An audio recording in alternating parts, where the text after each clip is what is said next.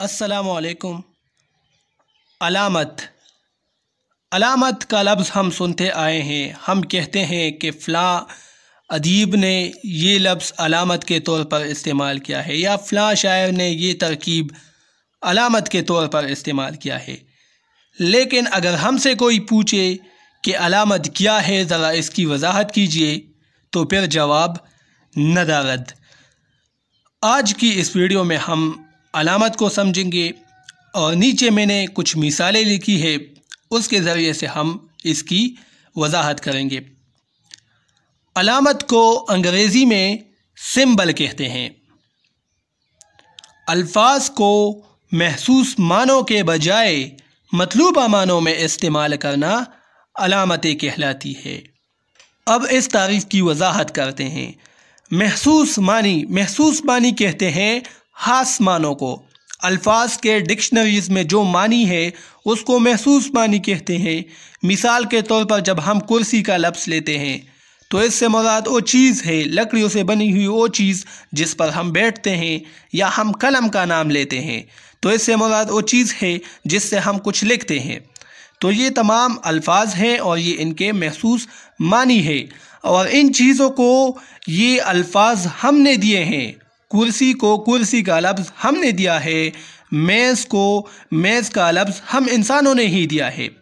अब कोई शख्स इन अल्फाज के महसूस मानों के बजाय उनसे अपने मुद्दा के मुताबिक, अपने मकसद के मुताबिक इससे मानी मुराद ले तो ये अलामत कहलाती है। मिसाल के तौर पर लफ्ज़ कुत्ता, डॉग, डिक्शनरी में अगर हम इसके मानी देखें तो इसके मानी है गोश्त खाने वाला जानवर या भूंकने वाला जानवर। ये तो हमको पता है, तो ये इनके महसूस मानी है। अब अगर कोई शायर या अदीब इस कुत्ते के लफ्ज़ को महसूस मानों के बजाय अपने मकसद के लिए इस्तेमाल करे, अपने मकसद के, अपने मुद्दा के मुताबिक इस्तेमाल करे, तो इसको हम अलामत कहते हैं। मिसाल के तौर पर इंतज़ार हुसैन बड़ा अफसाना निगार हैं, आप सब उनको जानते हैं। उनका एक अफसाना है ज़र्द कुत्ता। अब उस अफसाने में देखें तो इन्होंने लफ्ज़ कुत्ता इंसानी नफ्स के लिए अलामत के तौर पर इस्तेमाल किया है। तो अब इनके महसूस मानी गोश्त खाने वाला है, लेकिन इंतज़ार हुसैन ने उससे नफ्स मुराद लिया है, अपने मतलूबा मानों में उसको इस्तेमाल किया है, तो इसी का नाम है अलामत। इसी तरह फैज़ अहमद फैज़ ने अपनी शायरी में लफ्ज़ कुत्ते को मज़दूर के लिए अलामत के तौर पर इस्तेमाल किया है।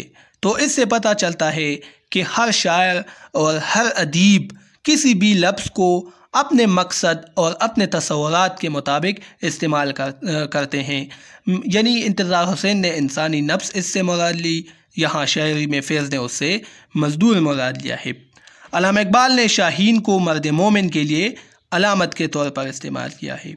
इसी तरह फरहाद को आशिक के लिए अलामत के तौर पर इस्तेमाल किया जाता रहा, लेकिन इकबाल और फैज़ ने उसे मज़दूर तबके के लिए भी अलामत के तौर पर इस्तेमाल किया है।